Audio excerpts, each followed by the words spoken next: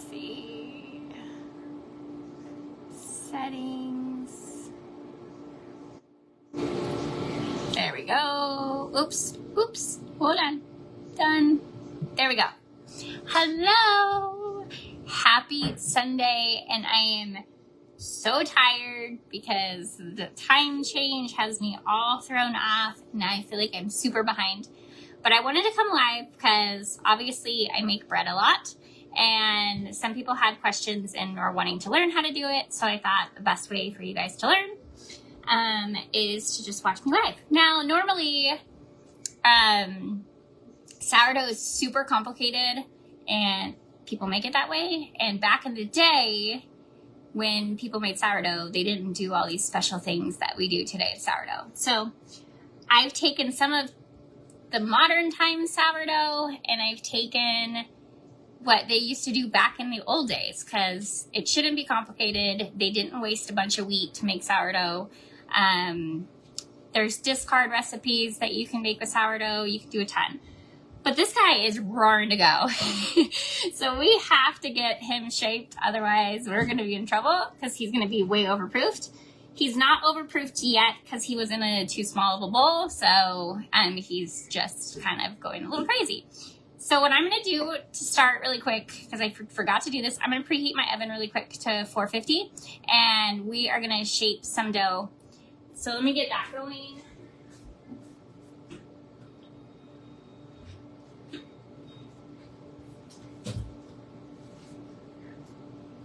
And I am going to take my Dutch ovens and I heat my Dutch ovens in the oven while the oven is preheating. So I am going to end up putting, I can fit 3 Dutch ovens in my oven. So I am going to put 3 in so they can warm up while we shape our dough. So put the first one, and let me grab the other 2.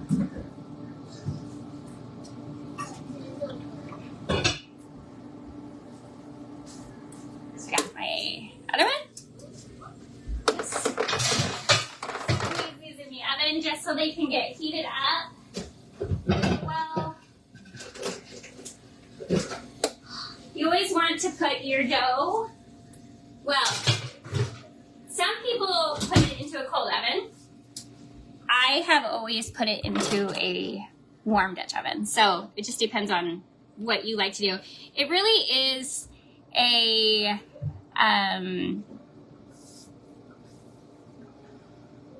process that you make on your own. Now, everybody does it differently. No one does it the same way, and there's no wrong or right way to actually do it. So you just kind of learn what works best for you. Some people make it really complicated and spend a ton of time on it.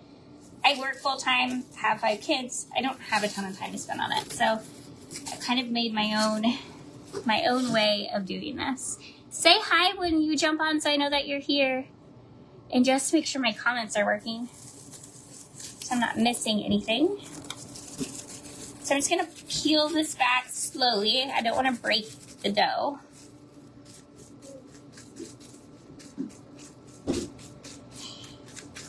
You guys, this is like way over crazy. It's usually not this bad. You definitely want to make sure that when you put your dough to proof, that you put it into a big enough container for the amount of dough that you're proofing. So I put some flour down on my counter right here, and I'm just gonna pour this guy out. Possibly. We're gonna get the sides up here. See how wiggly it is? It's perfect. So I'm just gonna peel this away. So we don't want to break the gluten strands. That's the key. So I'm just gonna pour out our dough. And they'll break off as they come out. Sometimes it needs a little extra help.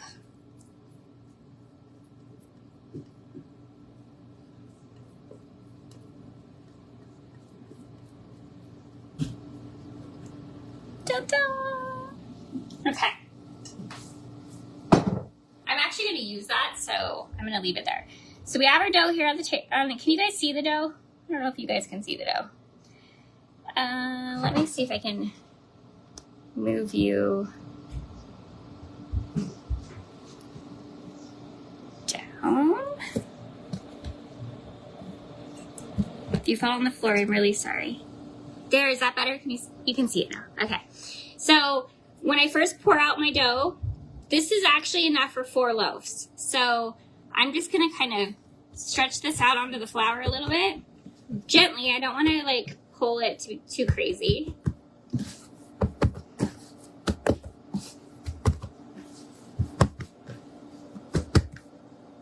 And then I'm gonna fold this one side over. I'm gonna fold this other side over like so. Hey, Sarah. And then I'm just gonna roll it up.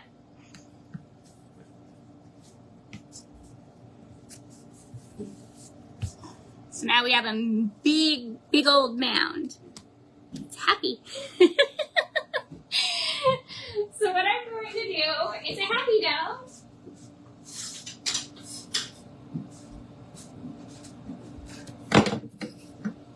So I'm going to show you this process, and I'm going to get it to where it's doing its second proof, which isn't very long. That's why the oven's preheating. And then I am going to teach you how to actually make this dough, because I have to do another batch. So I usually do 8 loaves of sourdough a week, and this is only 4. So I'm going to start another batch with another starter. So I'm going to show you how to actually make this dough after we shape these. So I try to eyeball it. There's no way to like really know unless you weigh it out. And I'm really not that particular to weigh out my dough, to know exactly how much each loaf is. So I'm just cutting it down the middle, just kind of eyeballing it. I'm gonna cut it into 4s. So we're doing 4 loaves. And if you get a smaller little loaf, then I make a bread bowl out of it. So for me, it's not like have to be amazing exact. Okay, so now I have 4 separate little guys. So I'm gonna put this to the side a little bit. And I am gonna put a little more flour down because we've opened up the dough. You don't wanna put too much flour down because you don't want it to start getting hard. So you're just gonna take one of your circles that you cut off and you're just gonna wave it around.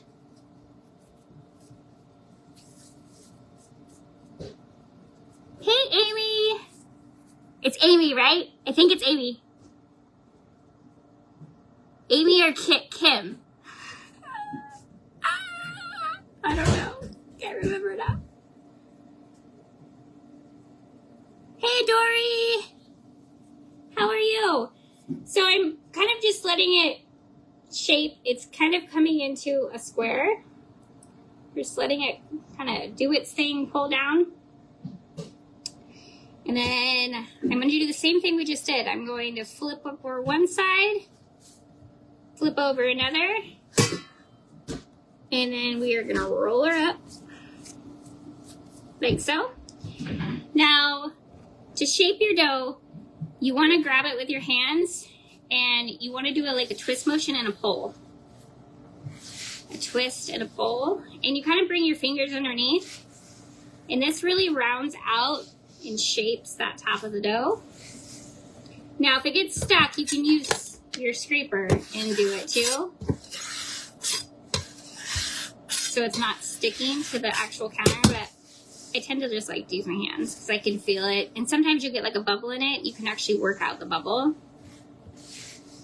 Or you can leave the bubble. Bubbles are always good in sourdough. It's not a bad thing. So we're gonna shape it. So now we have like a really nice round, and we're gonna flip it over, and we have this back. So we're gonna actually just braid this back closed. Gives more tension on the dough if it will braid. And then I pinch the ends and kind of bring it in a little bit. Just give that little extra tension in your dough. This one's not really wanting to braid. So I got it braided. And I like to use these. I only have 2, so I really need to order more of these, but I haven't done it yet. They're proofing baskets, and then you just put your flour in there. Now, there is like little covers that you can stick inside your bowls that help the bread come out. I actually like the lines of these baskets to come into my dough a little bit. It gives it just more texture, I guess. So I actually don't use the little liners. So then I just put it in my basket, and then we're gonna cover it with saran wrap. If I put the saran wrap.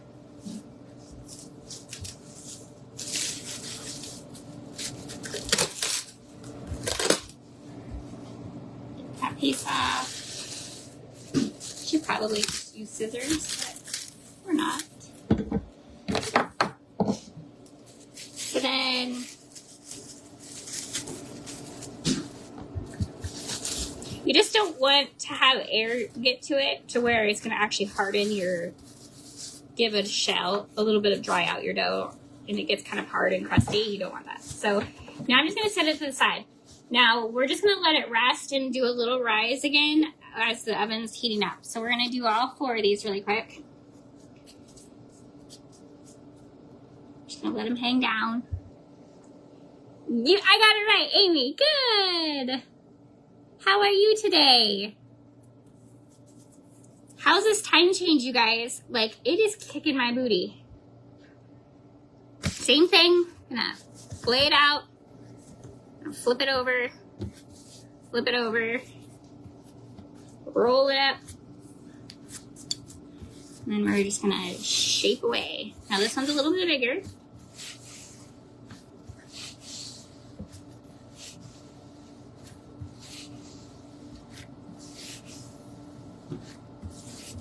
Pull underneath. Pull underneath. Now this one is like an oblong, which I do like. I think we're gonna paint little peeps on these today and do a couple designs to practice some Easter bread. You are exhausted today? I am too. It's crazy. Hey Sue, how are you? It's so crazy what it does to your like internal clock.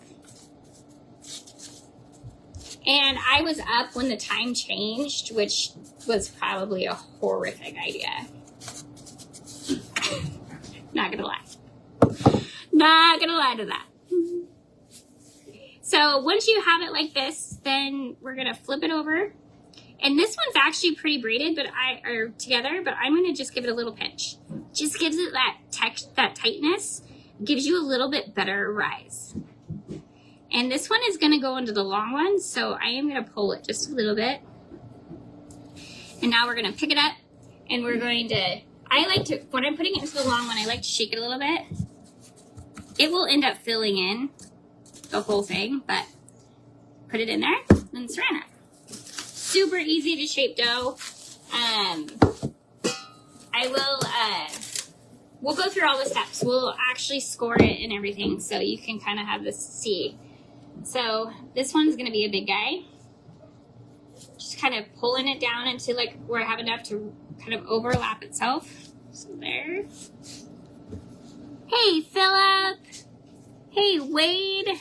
How are you guys? So we rolled her up. Now we're gonna do that twist and pull. Yeah, how is Sammy and Ethel feeling? Oh, you guys have got sick too. It's a doozy going around.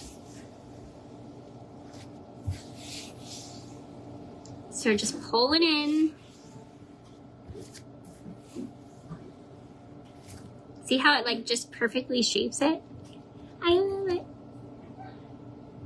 Okay, give me hearts if you've ever made sourdough before. And give me thumbs up if you've never done it. So we're gonna flip it over. This one needs a little bit of braiding. Ooh, lots of thumbs up.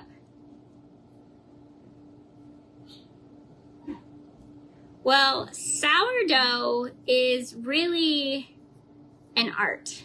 I think that's why I enjoy making it so much, is you get to design it and everything else. So if you don't actually have a basket to put your dough in, you can use any bowl. You just want to make sure that it's rounded so it keeps its shape. And I like to put a little parchment paper in just so it comes out of the bowl easier, with a little flour on top.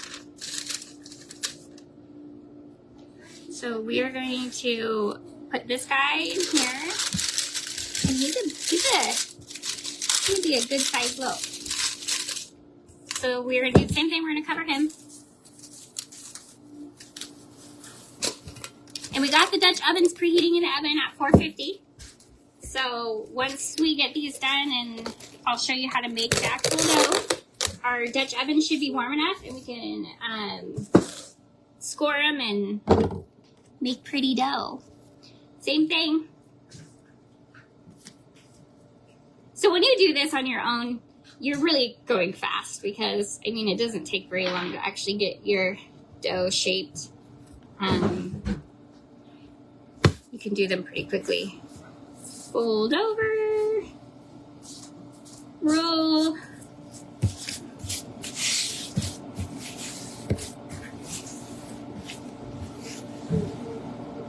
You're making me want to make pretzels again. I love making pretzels. My kids love pretzels. We do pretzels a lot here.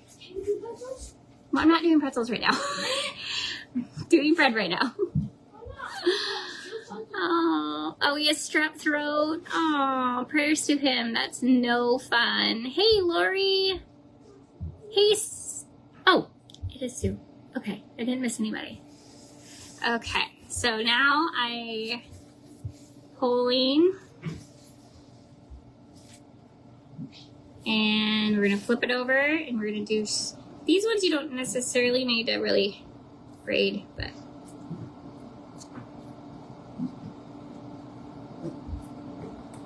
and then pinch it off a little bit, and then I'm gonna flour.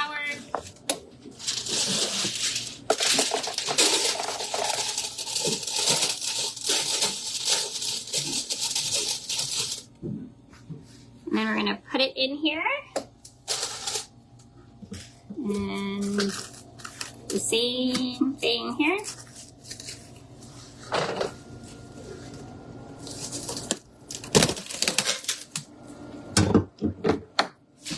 Guys, I lost my container. There's a little cutter on it. So I just been like ripping it. Okay, now let me grab the actual sourdough, and I'll show you how to do that.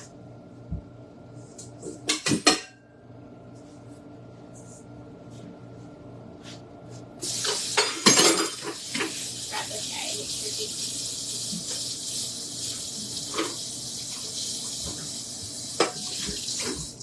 Rinsed out.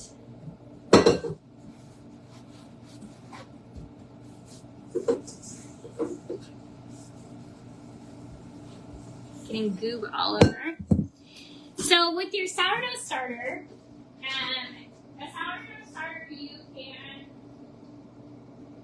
there's two ways to keep a sourdough starter.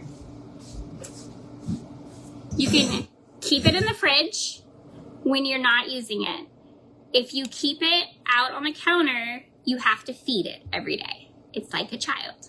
So depending on how much bread that you want to make, because every time you feed it, you will get more bread. So the key is to not keep a ton of starter going, because I can literally make probably 8 loaves a day. I can't do that. There's just no possible way. So I tend to put my starter in the fridge during the week when I'm not able to use it. And then the night before that I'm going to make bread, I take it out, put it back to room temperature, and I feed it. Now, feeding your sourdough starter is just flour and water.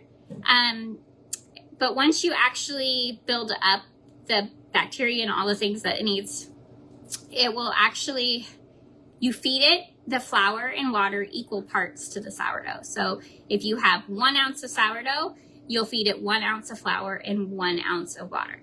You can feed it more, but you have to at least feed it what it weighs. So this is a sourdough starter. Now this one is, it is ready and not, because I fed it last night and it was starting to go back down again. So it's actually still, it was hungry. So I fed it again a little bit ago. It's grown quite a bit and you can see the bubbles in it. It is active. It's just not as active as I normally like to do bread with, but I'm gonna use it anyways just to show you. I have a whole nother jar that's getting ready to go. So I can always make these out of like a starter. So what you do to make this bread is you do need a scale. I use a scale for this part just because it makes life a lot easier, and when you weigh out when you bake with sourdough, you just get a better result, I feel like. So I going by grams and I have it zeroed out to 0. And so I'm going to use, let me see, hold on, let me see if my other one's more ready. That one's still.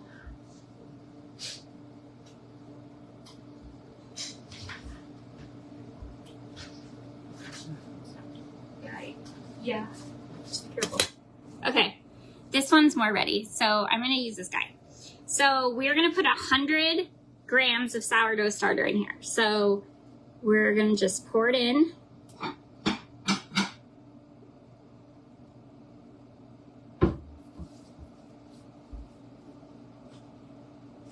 If you want your starter to be like bubbly, and I'll put a reel up. Actually, I think I have a reel up of what your starter should look like when you like put a spoon into it. 89, 100, woo, 102. That's okay. We'll do 102. It doesn't have to be exact. So we have 100 grams of sourdough starter, and then you're gonna need 240 grams of water. Now, sourdough starter, for some reason, does not like tap water. So I always use bottled water. So I'm going to zero this out again to 0. And we are going to do 240 grams of filtered water. And I'll look up that comments in just a second, you guys. You know, this whole math thing and having to like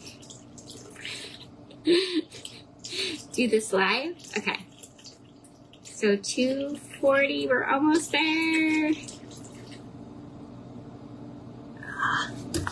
Now the water, you do want to be semi-accurate because you'll have too much moisture in your bread. So I'm going to get it exact. There we go.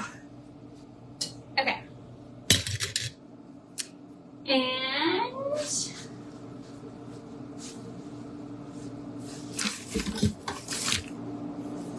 I like to stir at this point. You don't measure nothing. Well, you can try to eyeball it. I like to eyeball things, but sourdough is kind of a little bit bougie as far as measuring goes. Now, the rest of it doesn't matter. And now we need 10 grams of salt. So let me grab my salt. And I really like using sea salt. It gives like a nice flavor to the bread. So I am going to put 10 grams of sea salt in.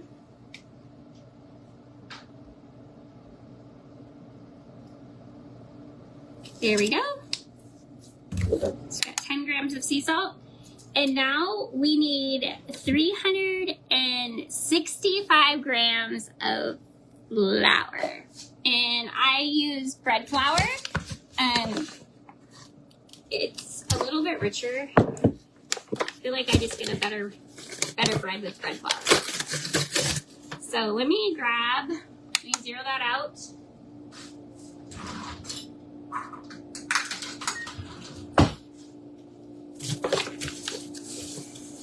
And we are just gonna add in 365 grams.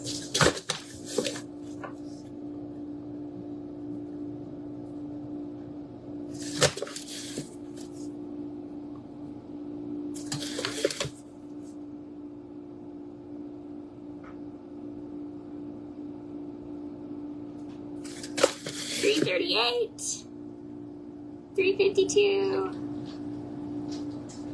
364, 365. Okay, and you guys, that's it. That's all that's in there.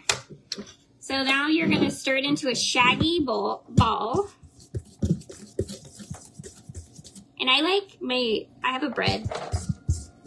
I don't know what you call it. I don't even know what these things are called, but it's a good one.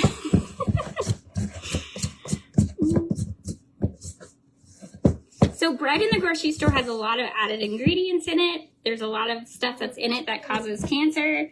So it's just not very healthy, the preservatives they put in it. So I really like to make my own dough. Now, I don't just make sourdough. I make a bunch of different kinds of breads.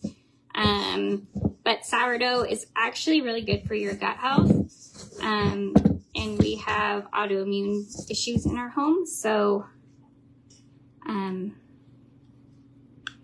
we like this. Okay, so I'm just pulling the extra little dough out. I'll show you this in just a second. So you just want a shaggy dough. So you're just gonna put it in there like that, and you're gonna cover it for 30 minutes. Let me wash my hands really quick. And that's it. You cover it for 30 minutes, and then I'll show you how to do a stretch and fold. And a stretch and fold, basically in 30 minutes, we're gonna pull it up by all four sides and overlap itself. And we do that twice. And then we leave it overnight on the counter, covered. And then it turns into what we had earlier.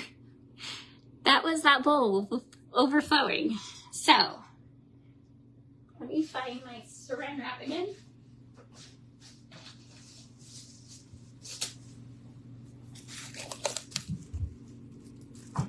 Can you do this in a bread machine? You can make sourdough in a bread machine. I know the bread machine, though, you'll have to, like, do whatever weight it is, I believe, because bread in a bread machine can only rise so much.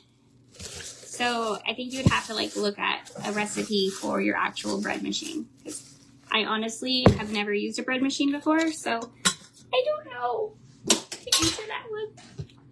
But you should be able to do any kind of bread in the bread machine, you would think. Hey, Freddie! Okay, so now it's the fun part, you guys. It's the fun part. So the oven is preheated, and we can actually score some dough. What I'm gonna do really quickly is I'm gonna put this in the freezer just for a second. It just kind of gives that, it's cold enough to cut with the razor blade to do the designs instead of like having it tug. So give me 2 seconds.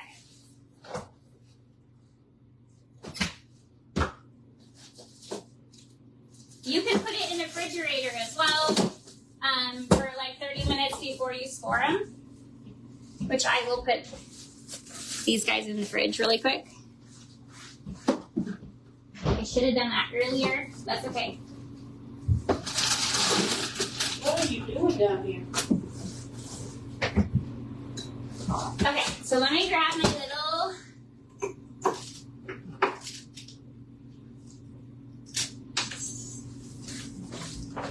I'm going to put a new blade on while we wait for a second.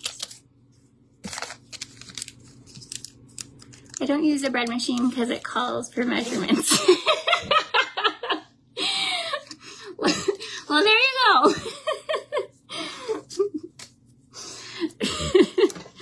Okay, so I have these little, these are for scoring bread, and they're little razor blades, and they are sharp, so be careful, but they are like bendy, and you just weave it onto your little handle. See if I can get it on without stabbing myself. I don't usually do this in a camera, so I'm having...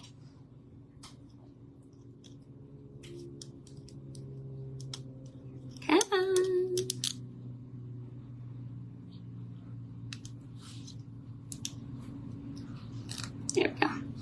then you just slide it on all the way, like so. And you have your, y'all please share out. Oh, thanks, Sarah. Yes, please share me out if you're enjoying this, for sure. We are regrowing. Okay, so now I'm gonna grab one of our doughs. We didn't really have time to cool that much, so it might be a little harder to cut, but the other ones will be good.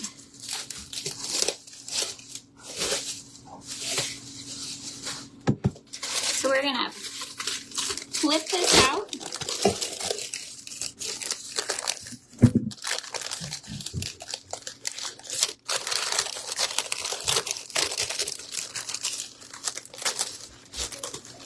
It just wrapped itself right up in there, didn't it?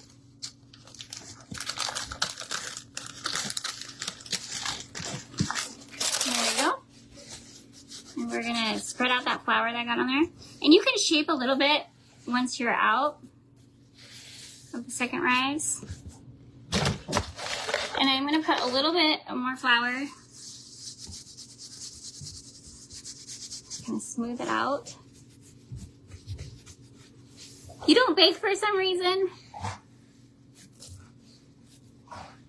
Why? It's so fun. I love baking. You're busy watching me just stab yourself with a needle? Oh my goodness. Are you okay? Okay, so you can do any designs that you want on your bread.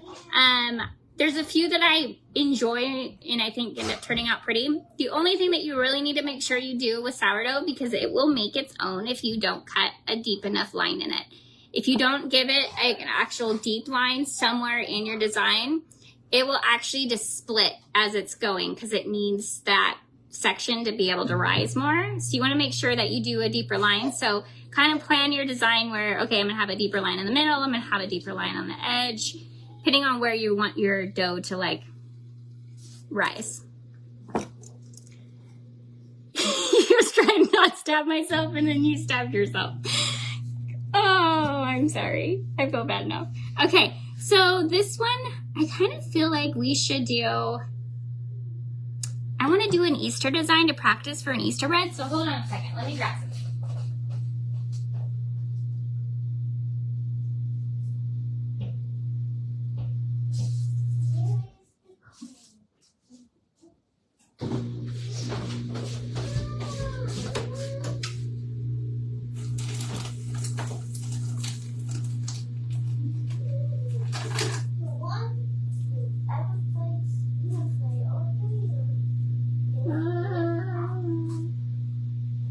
Just have brown.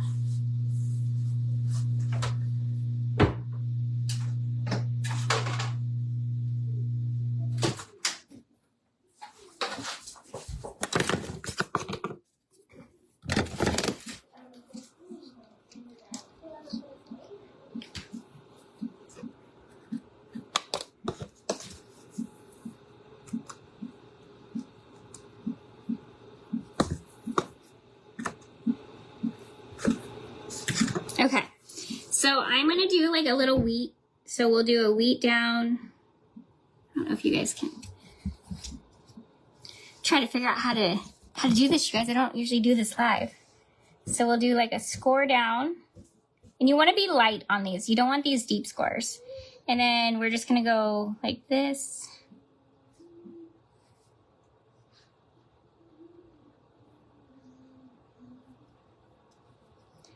And then, of course, our little wheat needs to have a top. So just score like that. And then we can do another like little one right here.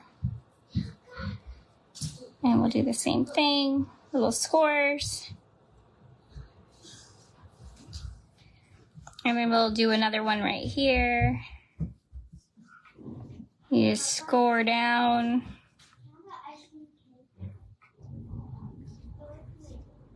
And it will bunch a little bit, and that's okay because this is all gonna spread once it gets in the oven. So you have like little wheat. I'm gonna add some little flowers in here with some dye. So we're gonna use a little paintbrush. And Let me grab one more paintbrush so I can do the center.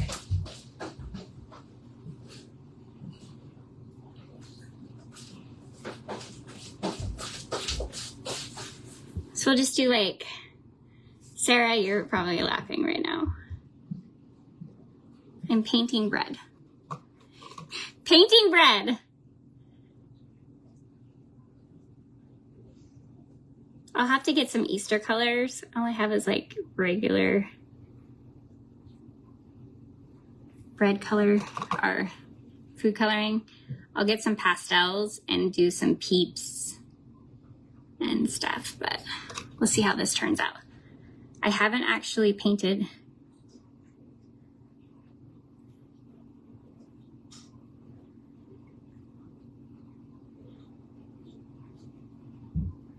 So we'll do our little red flower there. You need to sew me a cute apron. I know, I need to get aprons going again. I love this apron. It turned out so cute. Okay, we'll do another little one right here. I need some more. Need a little more.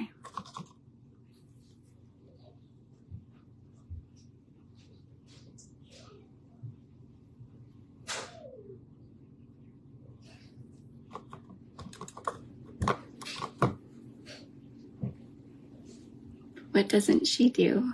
I so do.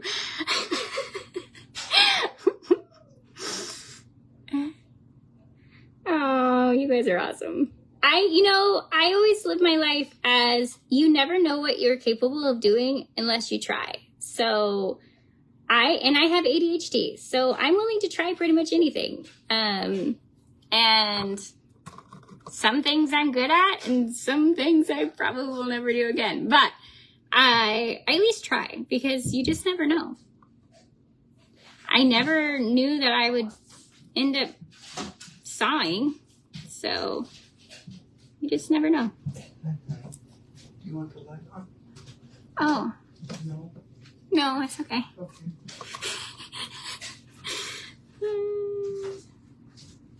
I'm putting a little tiny flower right here. There was a little bit of flour right there, so it keeps getting stuck in my brush, so.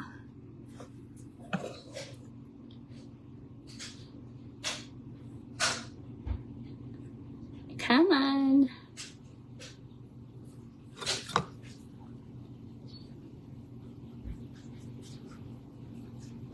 But everything that I know how to do, I'm self-taught, so I probably don't do anything the right way. But it works. You're not doing... Mine would have red on it, but it won't look like... Carol, you crack me up. You are so funny. Okay, I'm just doing another little one right here. I don't even know. Does wheat have flowers? I don't think wheat has flowers. Well, that kind of got goobered. That was a goobered flower, you guys.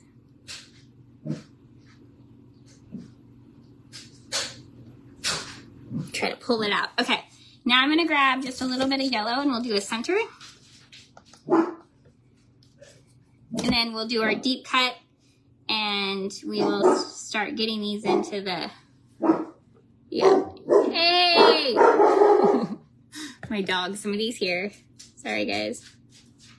I do a little yellow dot here and it's going to spread. So I'm going to pile it up a little bit because it will spread. No, you're fine. He's very mad.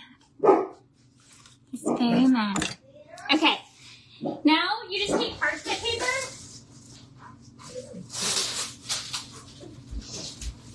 So you take your parchment paper, like so. Usually I do my design on the parchment paper so I don't have to move it again, but I didn't really think about that. And I'm going to cut a deep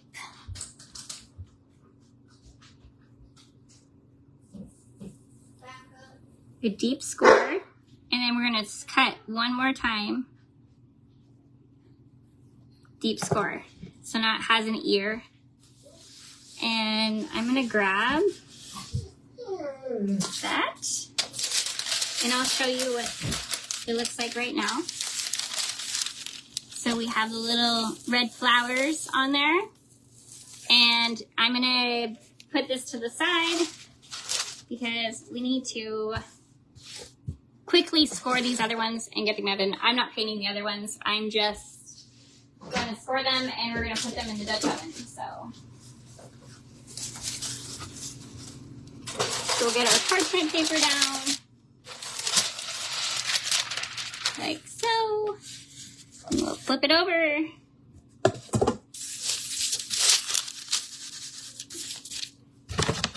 Grab a little flour.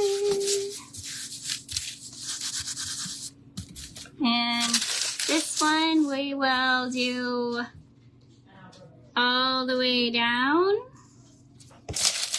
And then we'll do all the way across. And then we're gonna do like a little wheat. I do wheat because they're super cute when they bake and they're super easy to do, to be honest. So we're just gonna score down.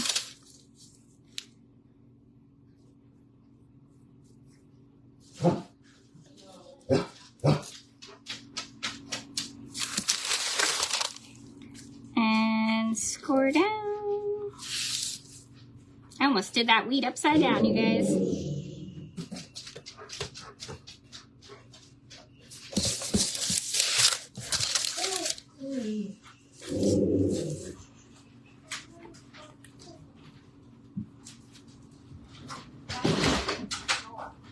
Okay, so we got it like that, and now we're gonna score again because this is gonna be our deep line. And then we're gonna score again.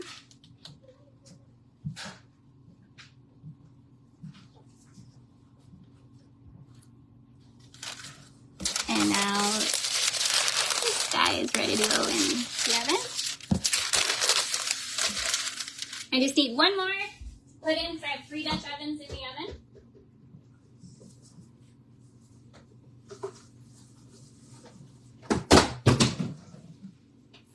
And I'm dropping stuff.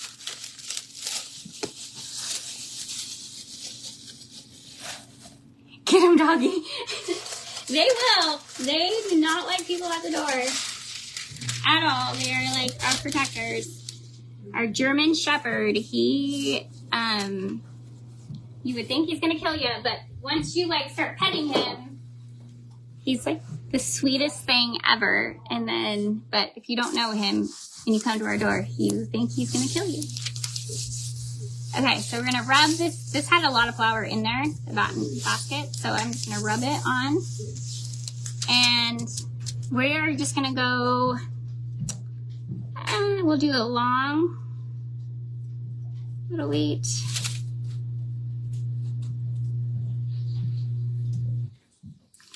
I will do a shorter one.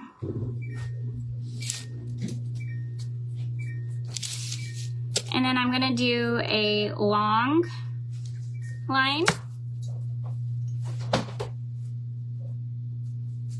I'm gonna see it right. I'm gonna take a skewer and we're gonna do little dots.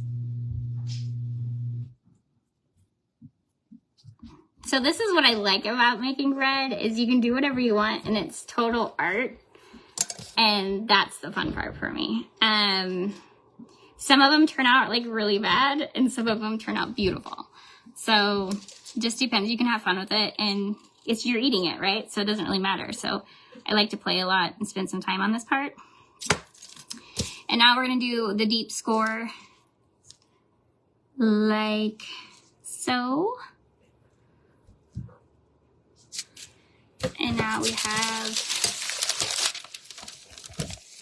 that guy ready to go.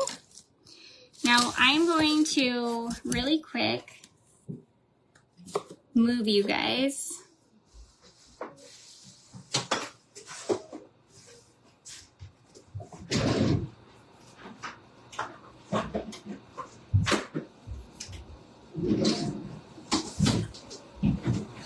We're gonna pull out my Dutch ovens.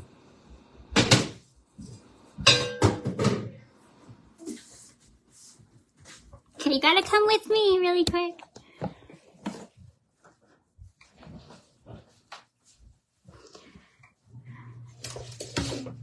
You could design it but not make it.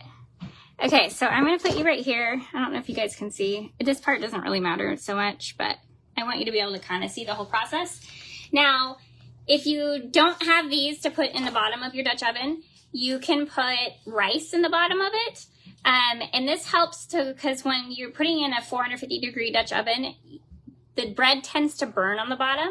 So you want to make sure that you put rice in there or something in there to make it to where it's not touching the bottom directly, so you can not burn the bottom of your bread. So we're going to go ahead and put this first one in that's been sitting out a little bit, because they are going to continue to rise no matter what. So we're going to put this first guy in, and this is like super hot, you guys, so you have to be careful. And I'm going to pull out my next Dutch oven because it's hot. And we're going to put in another pad.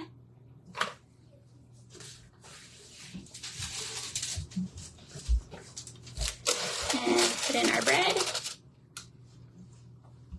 And we're going to put the lid on this one. And it doesn't matter if your paper is sticking out, not a big deal. And we're going to put this guy in the oven, in the back. And I'm going to grab out my other Dutch oven.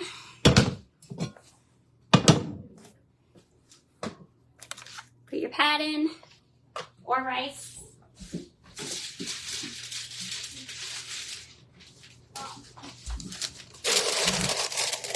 Drop in your bread. Your lid, and I'll read comments in just a second, you guys. I'm just trying to not burn myself. And then we're gonna put this guy in the back, and then this guy goes kind of in the front, and my oven barely shuts, so I have to actually push it. And now we're gonna set a timer for 20 minutes. Now 20 minutes is the first cook. Once the timer goes off at 20 minutes, we are going to open the oven and take off the lids off the Dutch ovens. And then we're gonna cook for another 20 minutes. And then once that 20-minute timer is up, we are going to turn off the oven and open the oven door ajar so it's open. And let it sit in there for another 15 minutes. It makes your dough super soft. Hey, John. Sourdough doesn't like you for some reason. Well, it's picky to start the sourdough. The hardest part about sourdough is the starter. Once you get a good starter going, it's so easy. But getting the starter going is what the frustrating part with sourdough is, for sure. For sure. You want me to ship it when it cools down? Bread designing is fun. That's my favorite part, for sure. Okay, so I'm going to clean this up a little bit. Obviously, we have our dough we just made. That actually, has it been like 30 minutes? Maybe not. I'll give this a few more minutes, and then actually, let's just do it. It's not going to hurt it. So, when you're baking bread, or making dough, sourdough, you have to build the gluten strands in it. And how you do that is stretch and folds. Now, I usually do 2 sets of stretch and folds and then leave overnight on the counter for it to rise, like the dough that you saw when we started with. So I'm going to go ahead and show you how to do a stretch and fold, just so you know.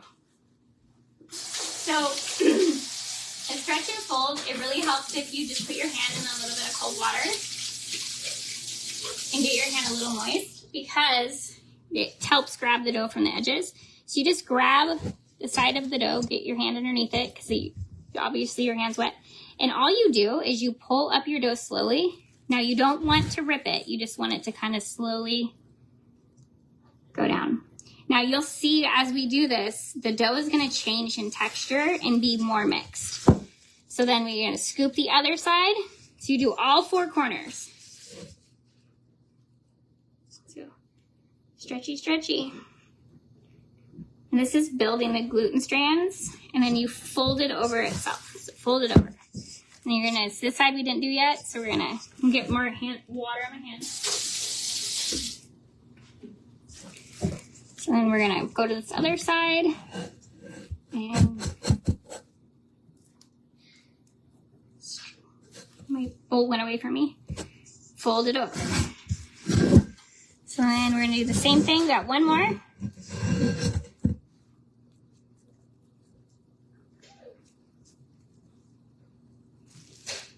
And then fold it over.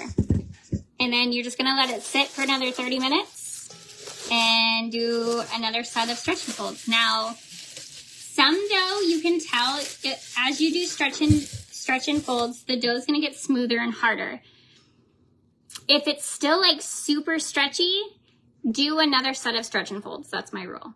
Is it right? I have no idea. But you want that texture to be more firm once you're ready to let it rise. You're on your 4 starter, not giving up? Well, message me. We'll figure out what's going on because I think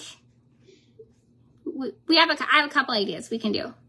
Sometimes when you do a starter, it's really good to put a tiny bit of apple juice in it, or orange juice. Well, apple juice or pineapple juice. It helps it build those. They're not bacteria. They kind of are bacteria. I call them bacteria, but it builds the stuff that they need to feed off of. So I'm gonna put this to the side. Now, I know some of you guys have been wanting to know dehydrating. So I am going to teach you guys. I'm going to clean this little spot up really quick with all my flour. I'm going to put you up higher. I need to make more bananas. So I am going to do show you. These are really easy. It's really quick. I'm just going to show you what we do. And by that time, you guys can see the second thing of the bread. And then I'll be live later tonight. We're going to do sawing and finish a craft. So I'll be on in a little bit too later for some actual crafting. But this is what I do on the weekends. I spend a lot of my time baking on the weekends because it's my time off. So this is what I do during the day, usually on the weekends, is I do all my cooking and baking and meal prep. And then of course I started my indoor garden. So, hey Jeff, how are you?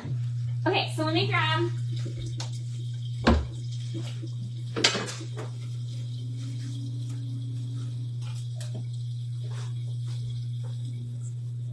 Lysol wipes. It's just flour, but we don't need to mix flour with our bananas. That would be kind of gross.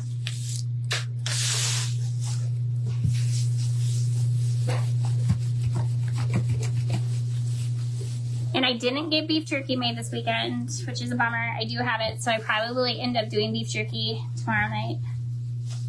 You have to let it sit overnight, so I'll have to prep it. I might prep it tonight and then do it in the dehydrator tomorrow. Okay.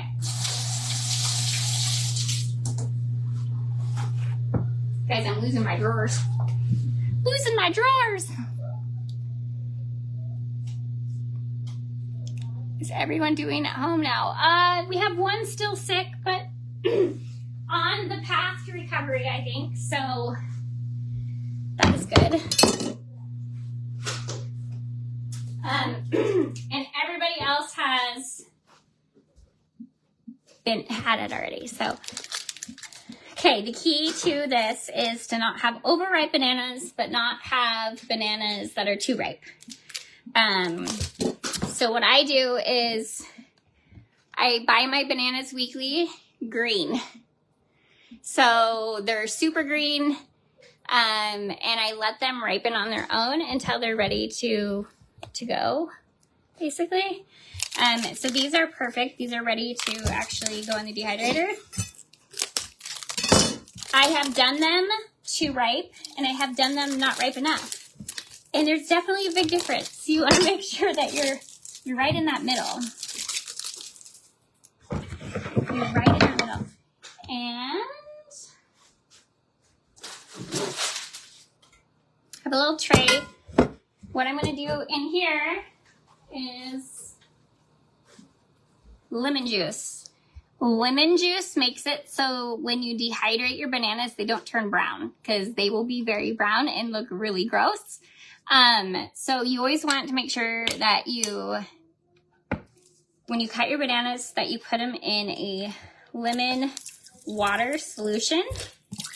And the lemon will make it so they don't brown, just like any fruit. So I will do a little lemon solution with apples as well, except I use a little bit less because I want to make sure that it doesn't have the lemon taste, and bananas are so sweet you can't ever taste it no matter how much you use. So I'm gonna pour a little bit of water in there. I just kind of guess. It doesn't have to be perfect. That's good.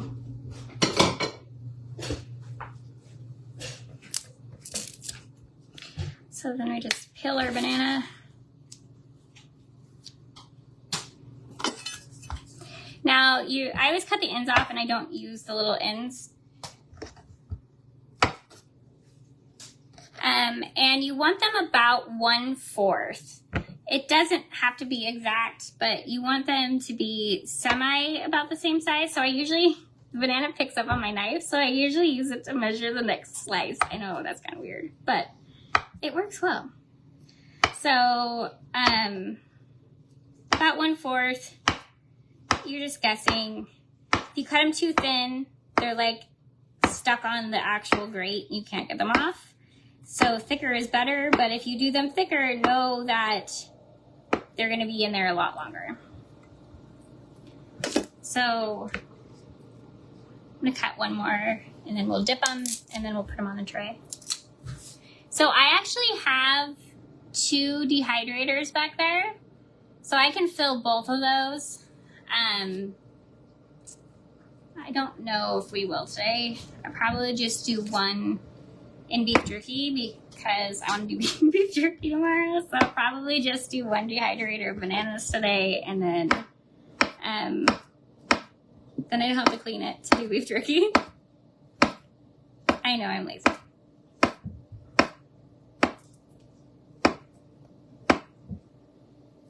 Okay, so let me grab a tray out.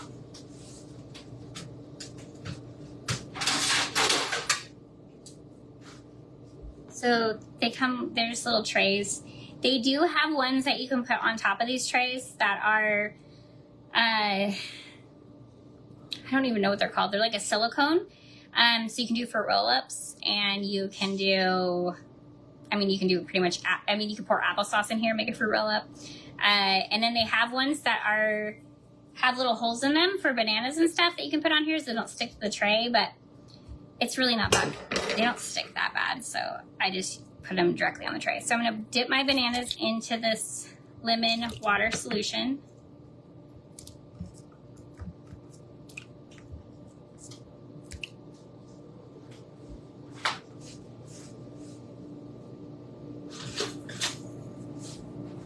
And I learned that a spatula with holes in it works best to get these out. So you just put them in there and let them soak for a second. Not very long. You don't want them to taste lemony. And then you just let it drain out the thing, and then I just push them on. So these are actually really quick too, because as fast as you can cut bananas and dump them in the solution. I dehydrate them for 6 to 8 hours. So I set my dehydrator for 8 hours, just so it stays on temperature. And I check them at 6 hours. Usually at 6 hours, they're done, but I have that extra hours. You can always reset it, but I don't know. I like it to not ever lose its actual temperature. So I do 135 at 6 to 8 hours. It's usually 6. So now that I have on my tray, I'm going to actually just spread them out a little bit. and line them up. I try to get as many in as I can get, just because it is a 6 to 8 hour process. So you want to make sure that you're getting as many as possible. And I don't even know if I have enough bananas to fill a whole dehydrator right now, but we'll get as much as we can in there.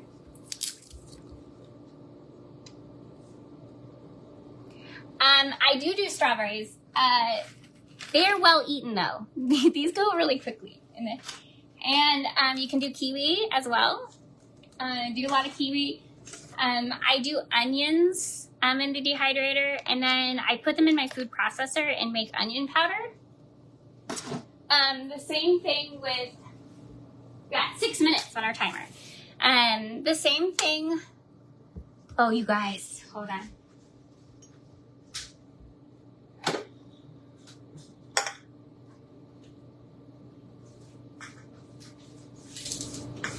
All this fun. You could do garlic and make garlic powder. I also dehydrate my green onions. And there's a ton of recipes to use your actual dried ingredients to make things. But I don't know, when you're a kid and you love Lucky Charms, there's just something about those marshmallows and the fake ones that are in hot chocolate that are just amazing. I just love them for some reason. And now I dehydrate marshmallows. They actually don't shrink in size. They stay the same size. They taste just like Lucky Charms marshmallows and the marshmallows that are in hot chocolate, except they're actually real marshmallows and not fake ones. And they don't have the dyes, the red dyes and all the dyes that are horrible for you. So we dehydrate marshmallows for treats and in our hot cocoa. They're amazing. And they actually have a good, as you can see, they're well liked. They are literally hard. And they have a good crunch. They are amazing. But they're so much healthier and they don't have all the dyes. They're great. You love Lucky Charms? So do I. So do I. Those marshmallows are horrible for you though. Where did you get yours from and how much? I want to get one, but I don't know anything about it. So actually on this page, a couple days ago, it was on sale, and I think it's actually back on sale this weekend, the dehydrator. There's a link on this page and a post below of that exact dehydrator on Amazon. I bought one and I absolutely loved it and overusing it because we use it all the time. So I ended up buying another one when it was on sale. So now I have 2, which is perfect. I actually wouldn't mind even having 3, but I'm not going to be picky. I'm just going to, I have a big family. So it's well used, but it's a great way to store food for emergencies. It's also great way to preserve your food because, you know, food goes bad and food's expensive. So I've been really able to save a lot of stuff that might have gone bad and getting thrown away. Now, I normally have done that before, but, you know, it was in the form of like regrowing or whatnot. But being able to actually dehydrate the food and have it be something that we can actually eat, it's been a game changer for us. So anything that's starting to go bad, I just dehydrate it. Another thing is a lot of the food that you get at the grocery store, you can regrow. So like your celery butt, keep it because it will actually regrow celery. Same with your green onions. You can just put them in a little bit of water and they'll regrow. Potatoes, when they start going bad, they regrow. So here, I'll show you really quick. So these are actually potatoes from the grocery store that I forgot about. They were the red potatoes. I posted about them in the group. These are potato bags, and they literally are at the top of the potato bags. And I've had to hill them. So with potatoes, every 8 inches they grow, you want to put another 4 inches of soil in.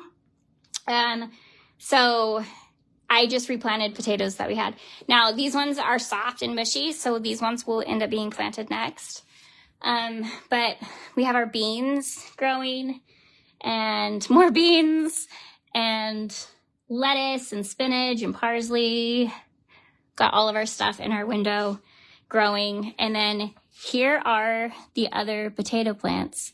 Now these things are like 2 feet tall. So these plants are already 2 feet tall. I'm just covering them with soil, which is absolutely insane. And they're totally doing amazing inside the house, which is crazy. So anyways, I regrow all of our food because why not? And we ended up doing a meal the other night that had jalapenos in it. So I saved the jalapeno seed from the jalapeno onion, and these will be planted probably today. I had some garlic that I forgot about. It happens, I'm busy. So these will actually all get planted into new garlic. So I just save everything. Even if it's going bad, I save it because I can reuse it. Sorry guys, I have banana all over my hand, so I can't scroll back to see comments.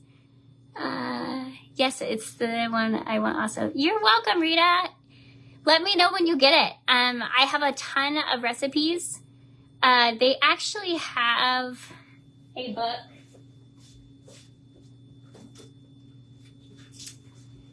It's called the Dehydrator Bible. It's like the best book I've ever purchased, ever. It has every single fruit, vegetable that you can actually dehydrate it. And then in the back of the book, it's all the recipes for using your dehydrated ingredients. It's like, it's on Amazon. It's the best book ever. So, but I do have that. So if you don't want to buy it and you want to know something, let me know and I can take a picture of it and send it to you in Messenger. But let me get my spatula. We got 10 seconds. We got 10 seconds, you guys. 10 seconds. So put these guys on. Beep, beep.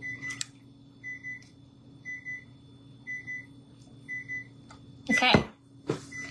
Now let's see if I can do this without burning myself. This is going to be the key. I really want to show you guys how to do this, but doing it and not killing myself is another option here. Okay, so the first timer for 20 minutes is to get your lids off. So we are going to go in and we're going to take the lids off the bread. And I'm going to set you up here just for a second because I'm going to take a lid off. And then once the lids are off, I'll show you what they look like. But these are super heavy and it's super hot. And I don't want to burn myself.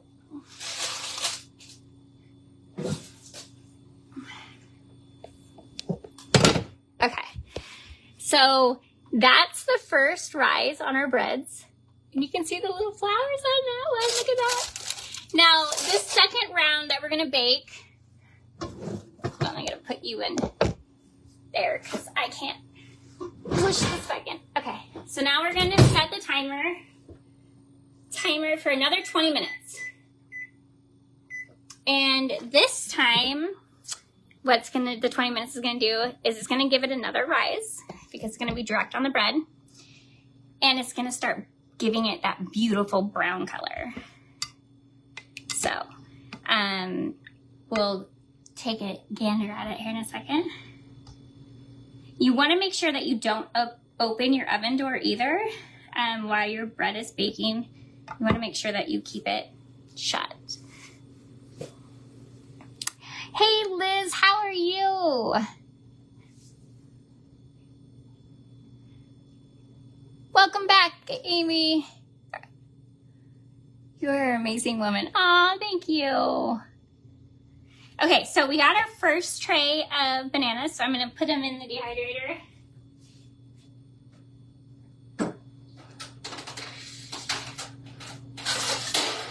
grab out another one.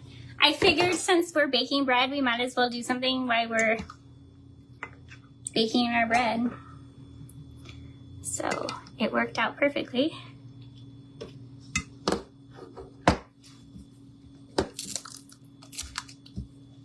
How are you today, Liz? How's this time change treating you?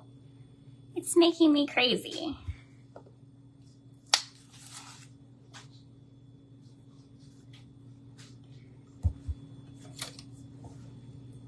So yeah, you just want to, I mean, if you can, preserve your food. You know, there's a lot of times where my kids will like, and I was shocked how much stuff you actually can dehydrate. Like you can dehydrate everything, which is so cool. I didn't even think about dehydrating onions to make onion powder and all my spices and all of that. So,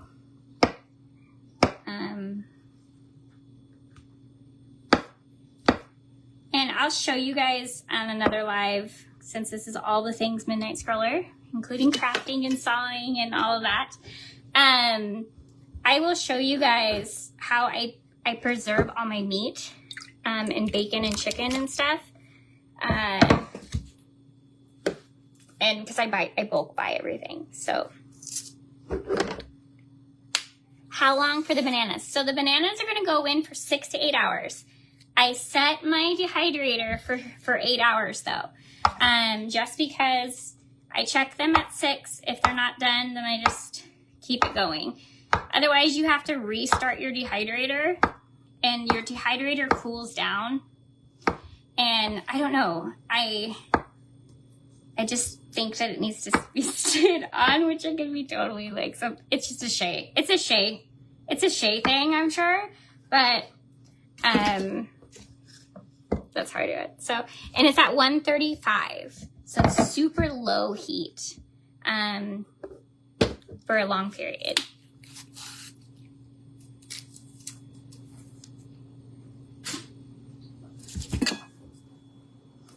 So let me pull this in.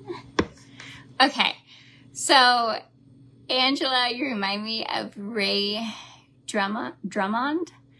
Okay, so I don't know who that is, but I have to tell you something. You guys are gonna laugh. I always say 15 years, but it's been way longer than that because it's been longer than 15 years. I haven't watched TV in 15 years. Probably closer to 17 at this point, I feel like. I don't know who any like celebrities are or anything. I'm like the perfect person to like meet a celebrity because I will have no idea who they are, and I'll make them feel like, you know, I'll either make them feel really bad or they'll be like, yes, somebody that doesn't know me. So I have no idea who a lot of people are, so I feel bad because I never know. Unless it's somebody in our community that I just haven't met yet, maybe.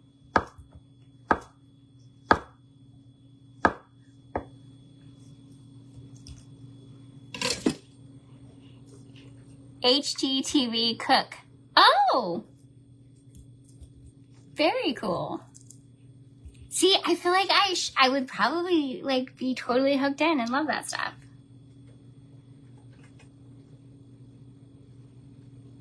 Very famous chef. Okay, my daughter is gonna kill me because my daughter graduates in May as a chef. So she's gonna be like, you don't know who that is.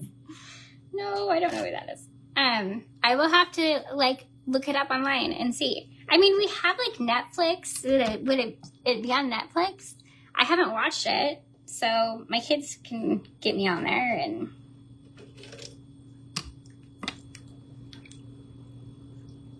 Well, I'll take that as a compliment. Thank you. So I'm just lining this tray. Just make sure I set my timer, because sometimes I forget, and that would be bad. I'm excited for you guys to see the bread come out. She has dishes and numerous products. Oh my! I actually have some of her stuff. I just didn't know who she was.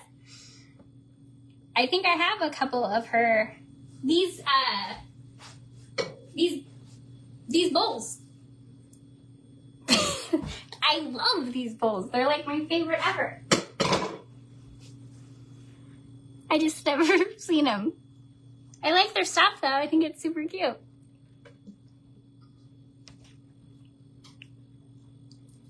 YouTube? Okay, I'll have to check it out. I watch YouTube videos, so. Aren't they pretty? And you guys, I'm a clearance shopper. I love to be thrifty. And I dropped a banana on the floor, so that's gonna stay there.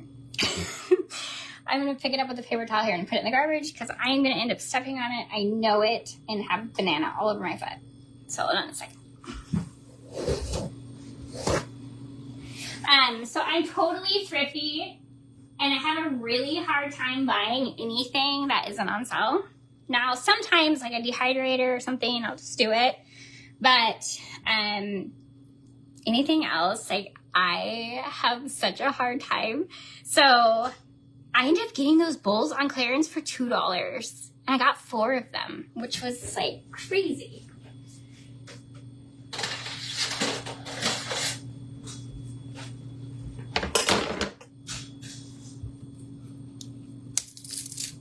YouTube videos.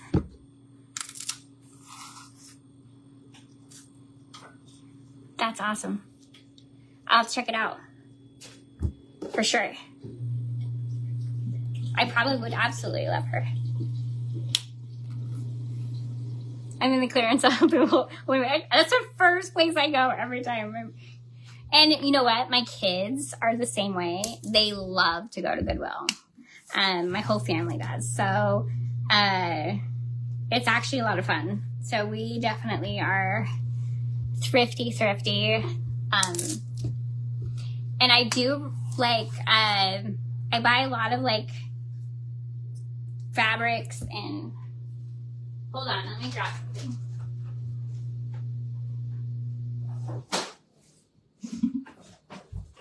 I showed this on my other live, but if you weren't here, this is actually I take a bunch of different fabrics and stuff and make aprons and just different household stuff like pot holders.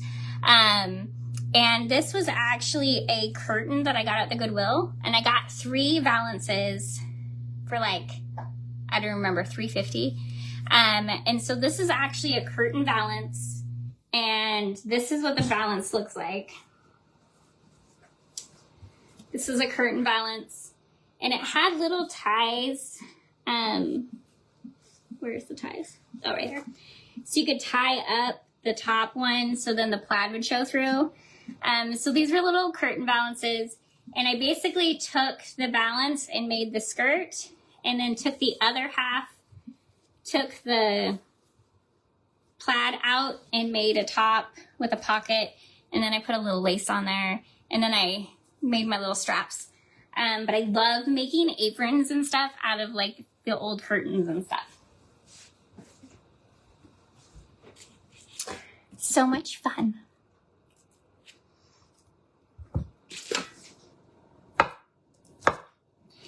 And next week, this next coming week, I have Friday off. It actually starts a vacation for me, and I'm staying home. So I'm going to come live a lot more. There's some household stuff that I want to get caught up on, and I need to make laundry soap again because I'm almost out, and fabric softener, as well as some soap. So if you guys want, let me know in the comments if you guys want me to do that live, and teach you guys how to make laundry soap and stuff.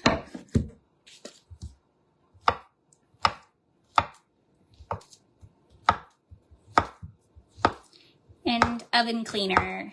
I have a really good oven cleaner recipe that's natural that I love. So I just need to get like caught back up on my actual cleaning supplies again.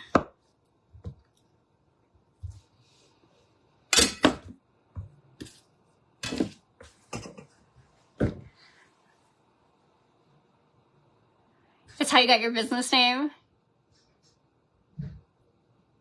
Oh, that's awesome.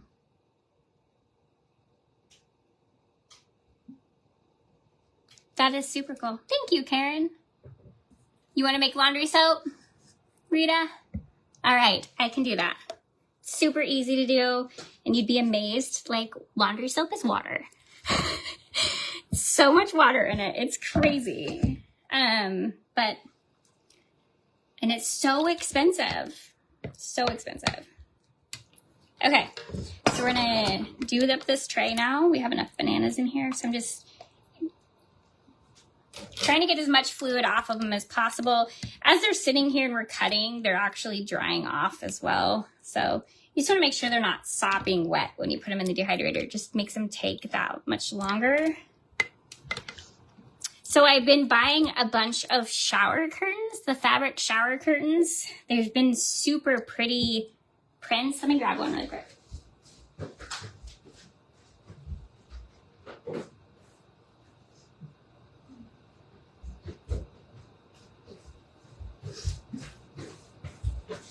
So I need to fix the straps on this one, but this was a shower curtain and it had this super pretty embroidered design on it. So I ended up making it into an apron, and then it had the fringe at the bottom from obviously the shower curtain. So I sewed on little ties. I need to make the ties a little bit longer though. I made them a little too short. So I'm going to add something there, but I love this one as well. And then I did an actual like big one up here. So then you can actually flip it down to just have it be a bottom apron instead of having it be a full. So I've been buying a bunch of like the shower curtains on clearance. So I could make a bunch of different aprons and stuff. Oh, thank you guys. Yep, any way to save money at this point. And have something different and unique, you know?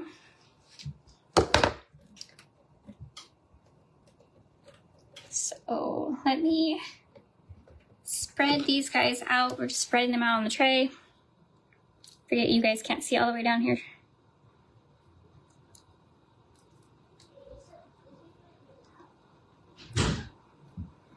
Some of these are different sizes, so some of these are gonna take a little bit longer. I wasn't paying very close attention to how I was cutting them, but that's okay. You can always, the cool thing is you can open it. It doesn't hurt you to open your dehydrator. So you can open it, and if you have some bananas, like this smaller one and this bigger bunch that are done, you can just peel it out and take it out and then keep going with the other bananas. So that part is nice too.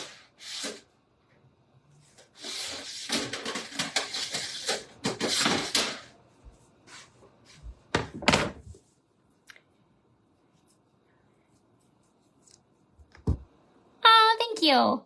I have 5 kids and 1 granddaughter. So my oldest just turned 23. And then and she's a girl. She's the one becoming a chef. Her name's Kaylee.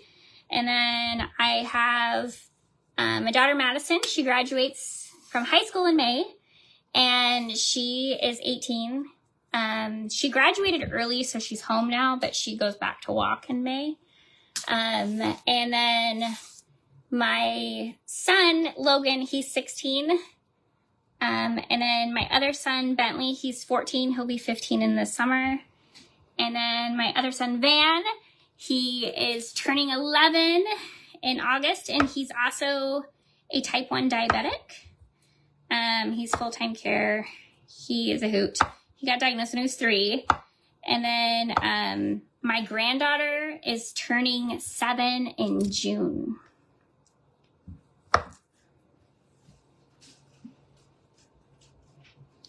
So we have a full house.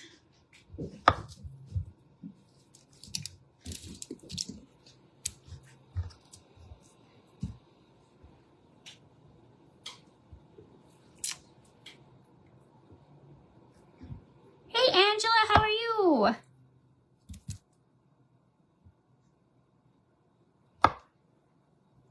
Your daughter's name's Logan? That's awesome. I'm cutting 3 bananas at a time, so trying to anyways. not being very skilled at it. My daughter's probably like, your mom, okay, so my daughter's dating a chef as well. And so they come over and they just laugh at me. They're like, you have no knife skills. I'm like, I know, I was never taught.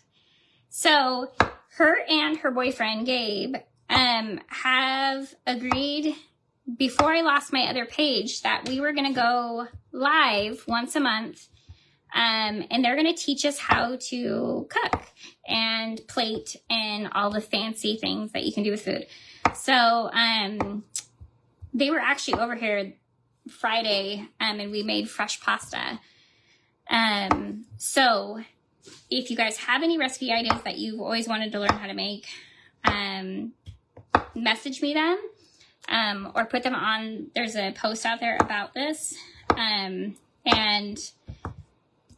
They're going to come once a month and go live and teach us how to cook something, which I thought would be really fun. So, but they're always making fun of me because of my non-knife skills. But I'm like, I've been doing this a really long time. I haven't killed myself yet. So it should be fun though. I've learned a lot from my daughter, which has been an experience and fun. And so she had her birthday in February and she came over for dinner and I had to cook her dinner for her birthday dinner because that's what I've done her whole life. Let me tell you, it's a little intimidating cooking for chefs. Like, yeah, I'm gonna make you your birthday dinner now that you're a chef. It's a little intimidating now, I'm not gonna lie. But I mean, once I'm old, I know I'll eat well. Hopefully she'll take care of me and I will eat well. But, yeah, it is, I'm super intimidated to cook for my kids now, which is so funny.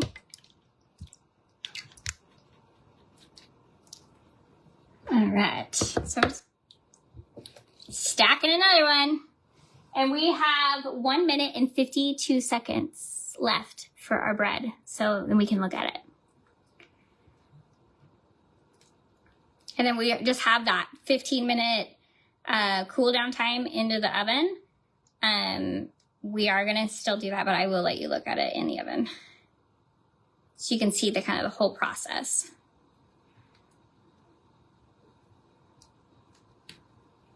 So give me hearts if you've dehydrated before, and give me thumbs up if you have not.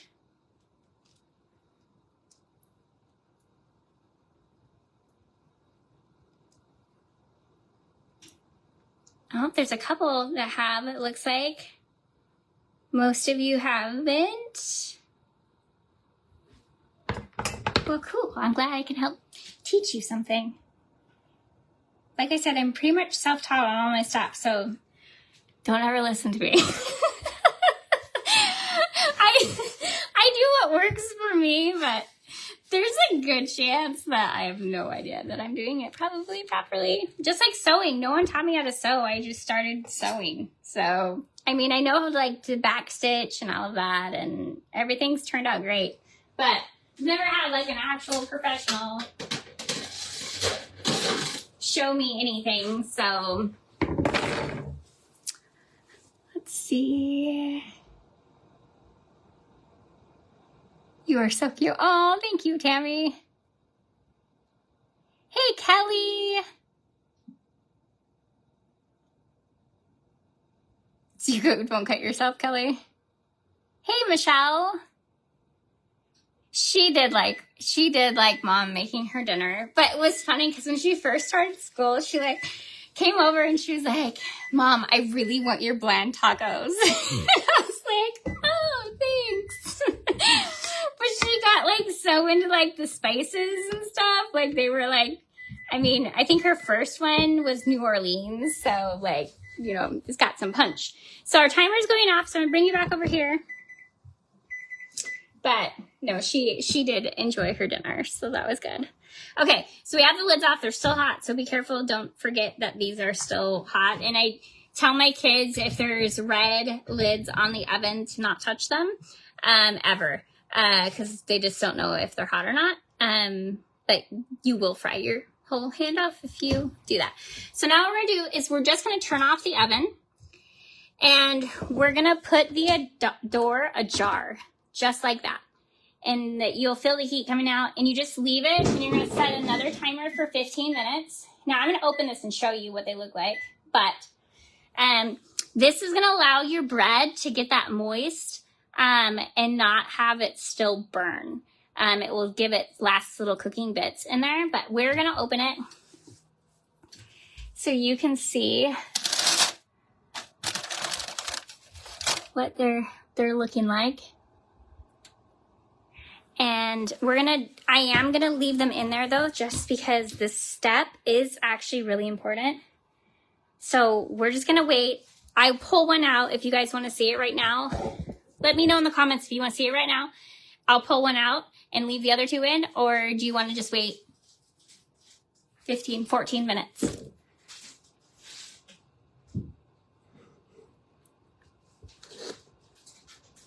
You've learned by the seat of your pants, whatever works. Yep, it's true. Like, you gotta, I feel like so many people are afraid to fail at something that they never try anything. And so, but you don't learn that way. So I always tell everybody to just try it. Like, you might fail at it, but who cares? Like, it's not a big deal. I mean, as long as you tried, and you never know, you might really like it. I love to saw on the saw. I never thought that I would be one to saw. So you just gotta try everything at least once, just to know if you like it or not.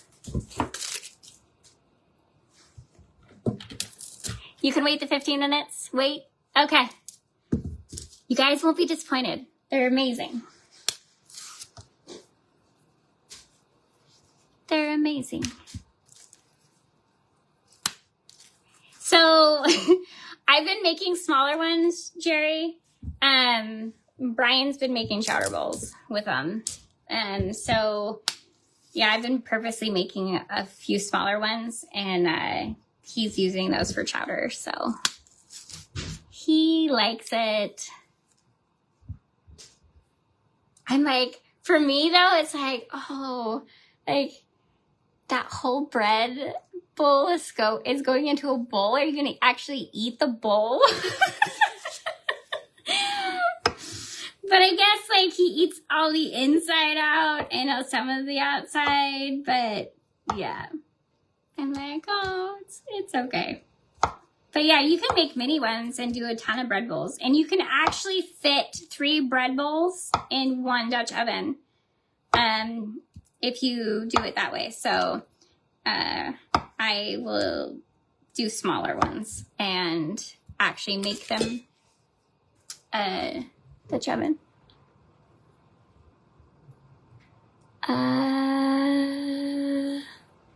Do you sell, or is it just for your family only? Do I sell what?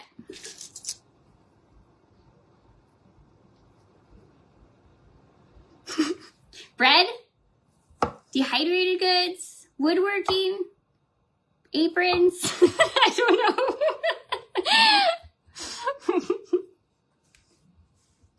I do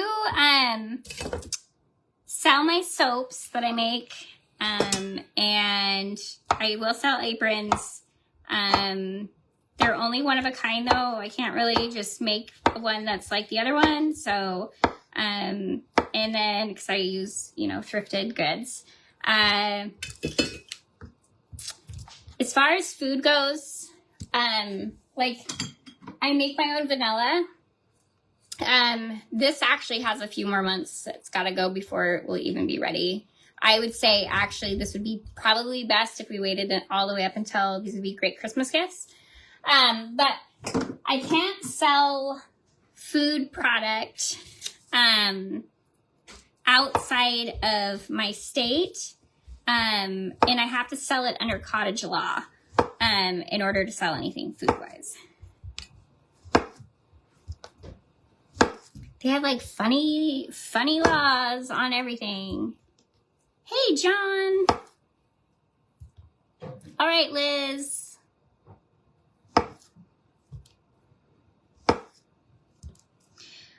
But as far as bread, I make it for my family. I do give it away as gifts.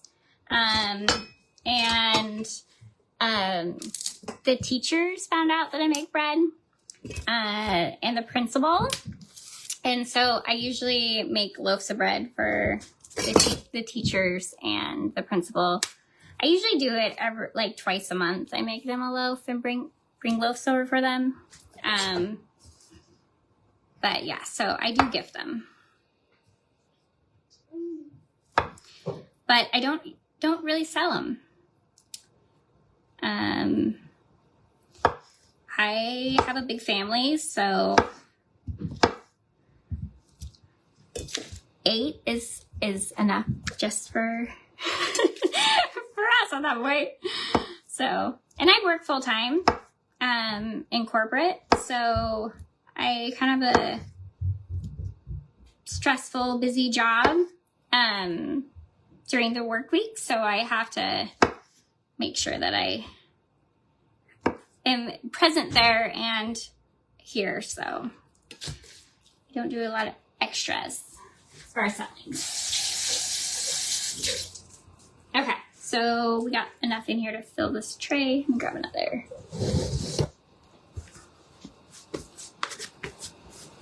So we're still just dipping it in that lemon juice. If you guys just jumped on, we're dipping it in a water lemon juice solution. This helps so the bananas don't brown during the dehydrating process. You're not on the saw today. I am not on the saw today. I will be later tonight. I'm going to come live and I'm going to finish sawing a couple of those mandalas. And then we are going to distress and paint. I probably won't be able to make the frames tonight for them, but I am going to come on and we're going to do some craft. Some sawing and craft, I should say.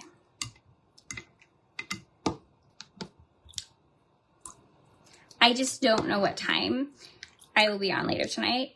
It's probably going to be kind of late. Probably, like, I don't know.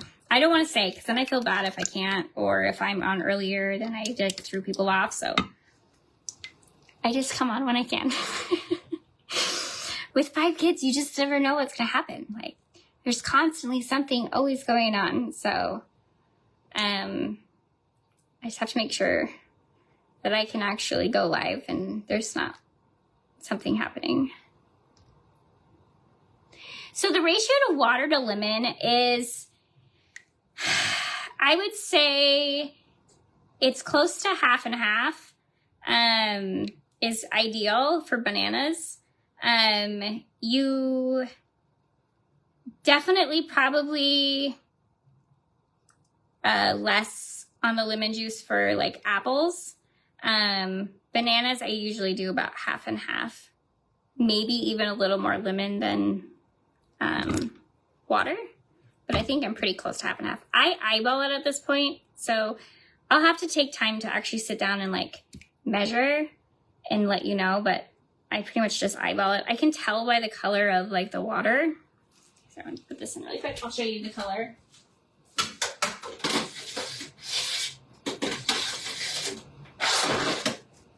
Guys, we have 6 minutes left.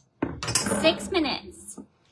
So, I mean, obviously we've had banana in here now. So it's pretty lemony. It's definitely, it's about 50-50, but it definitely has a good amount of lemon on it. Okay. So we got 5 more bananas and I'm out of bananas because we're not using the green ones. So we'll do what we have as far as bananas go. And actually my kids really wanted to roast apples, but I probably will not have room in this one. So what are you guys up to today? Besides being here with me. There's 16 people on here on a Sunday. That's crazy. I didn't think anybody would want to watch this.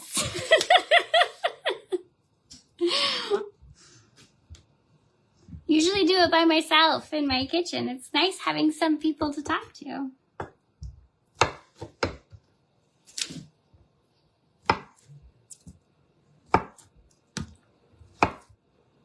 So we ended up cutting out almost all processed food though.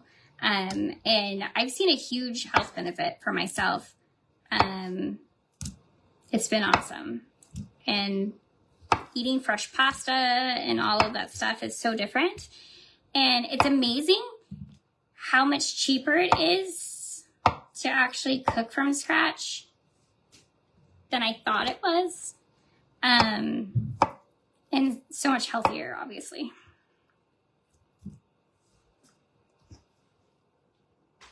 Now you want a banana? I have constant stock of bananas. I feel like my favorite is having them in my cereal, if I eat cereal. We actually can make cereal too. I'll have to come on and show you guys how to do Cinnamon Toast Crunch.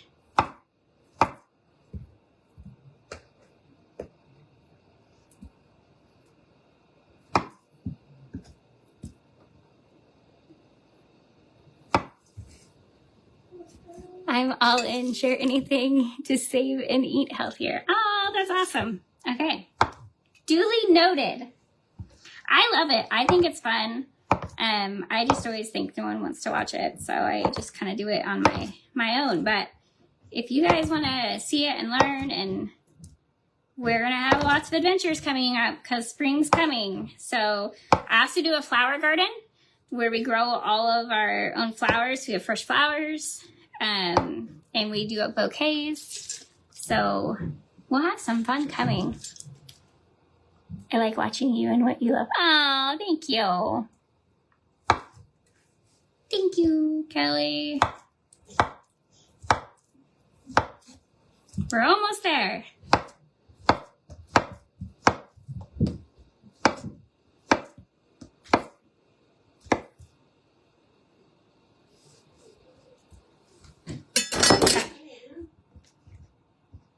You want to come say hi?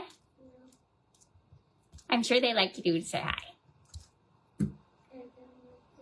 Just come wave. You don't want to wave? Okay. My granddaughter's here while her mommy's at work. And I'm just going to have her come say hi. Tammy, do you garden veggies? I do. So we just do a raised garden. You weren't probably on earlier. We have started, these are beans. We have all of our stuff started. And then we have our potatoes that are doing amazing, which actually I think we're going to end up with potatoes growing in our house, and we might not actually have to put them out because they've already grown 2 feet. But we have our starts going. Some of these I started way too early, obviously, and they're doing so good. I might end up getting beans in my house as well. There's a chance, or we'll have to replant and start from seed. I'm not really sure yet. But I didn't think that they would do that amazing right there that quickly. And so I jumped the gun this year, just a little bit. But I'm like, if I can, now it's kind of a game. Because if I can get these to grow inside my house and have it be winter time, growing vegetables inside my house, I'm onto something that I really want to continue through the year. So this is like my test now to see like what I'm actually capable of doing inside and what needs to be outside. Obviously, like the zucchini plants and all of that are going to get huge, and cucumber vines and all that, they'll have to go out, but we will get them out. I'm just getting the last bits out, and then we'll spread these out, and then we have 50 seconds left in the oven. So I'll get these spread out, put in, we'll go to the oven, pull out our bread.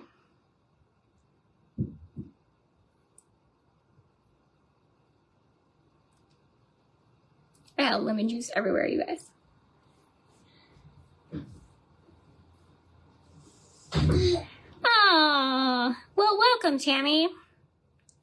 This is my new page. I had an old page that I ended up losing.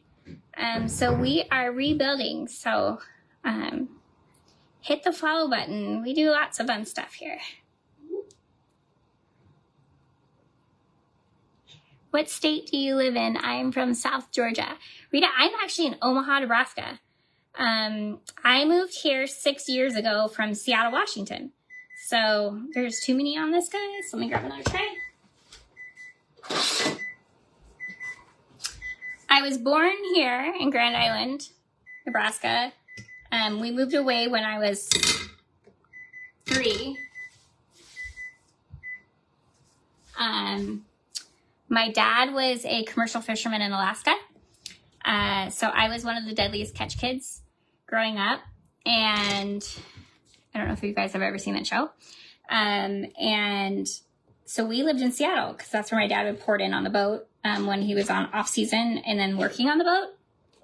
And then about 6 years ago or 7 years ago for my parents, they moved back home to be with my grandma and their parents, their family is all here.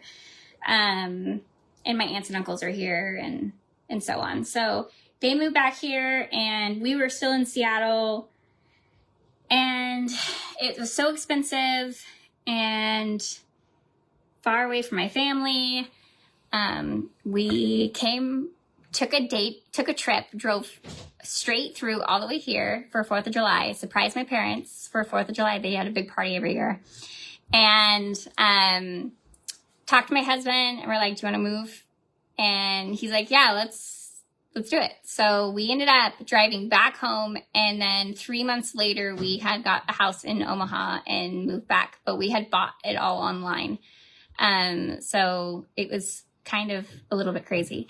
And our neighbor lady who lived next to us, we had friended her after we'd been there for a long time. She was an older lady and she didn't have anywhere to go. Was going to go to Oregon. And so we brought her with us too. So she lives with us too. So we have a full house. What? You haven't put them in dehydrator. You want to put a, go ahead. The last 2 trays. This is Van.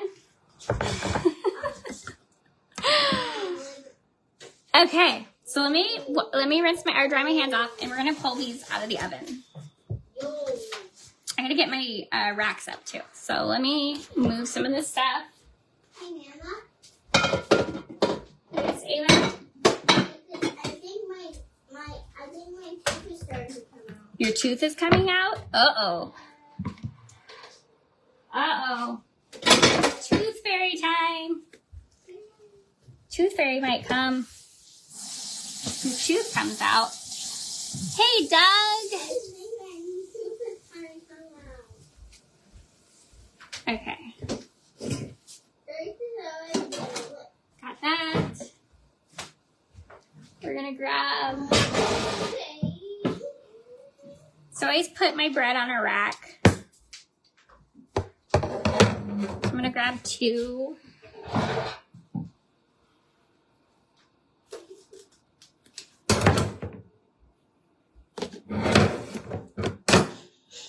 Okay, I'm gonna go grab them.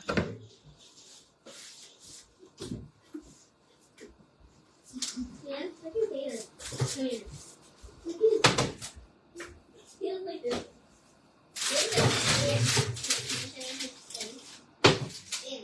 Look, feels like this.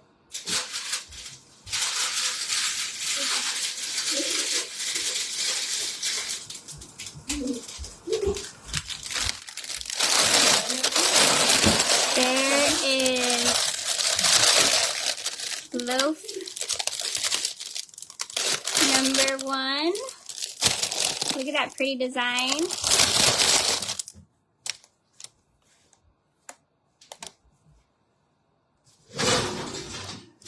Oh goodness. These are hot, hot, hot. Careful. Hot, hot, hot. You put stars on it? I put little cookie flowers. Okay. So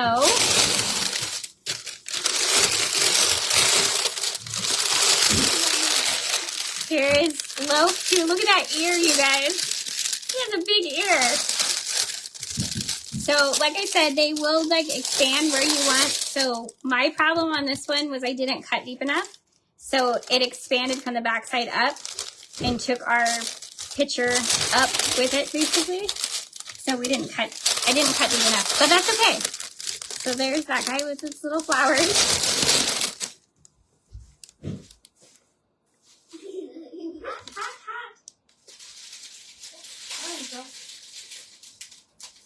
And this was our small loaf.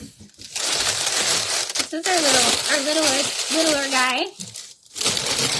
Look, it's stuck on my head. And he was our oval guy. But we got the little wheat side. He's really hot, you guys. I'm trying not to burn myself. So there's that one. I always love that design. It's super simple, but still looks really nice. So there's our 3 loaves. And of course we have another one to put in. I won't keep you for that. Let's go over to the dehydrator really quick and we'll get this thing set up. So you just hit temp time. It sets automatically to 10 hours. We're going to go to 8. And like I said, I'm going to check it at 6 hours, but we're going to go to 8. Here's the temperature. Oh, it was too slow for it.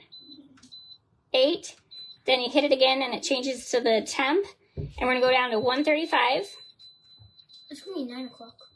No, not 9:11. It'll be done before then. It'll probably be done in 6 hours. 135. And then you're just going to hit start. And see how quiet it is? It's not very loud.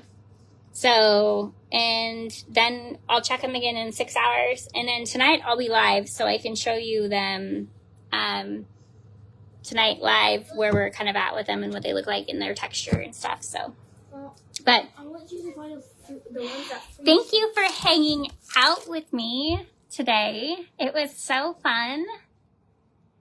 They are tiny. We made tiny little loaves. We're going to do, well, I'm trying to make them for like bread loaf or for bread bowls, but we sectioned it out small little guys. Aw, Brita, thank you so much. I really appreciate that. That's very nice. So I'll be on later tonight. We'll saw and craft and then of course next week we'll do soaps and stuff. Thank you. All right, you guys, thank you so much for coming. And if you haven't already, like and follow the page so you get notifications. And some notifications aren't coming out to people that are following. But if you go to the 3 bars and hit favorites, I think that's how you get a notification. Kind of weird, but thanks for hanging out with me. I never have anybody hanging out with me when I'm making bread and stuff. So that was kind of fun. Well, you guys hang out with me, but my online friends. So I will be on later tonight. I'll show you the bananas later, but it was a lot of fun. Thank you, Sue. Thank you, Kelly. Thank you, Michelle. All right, I will see you guys in a little bit.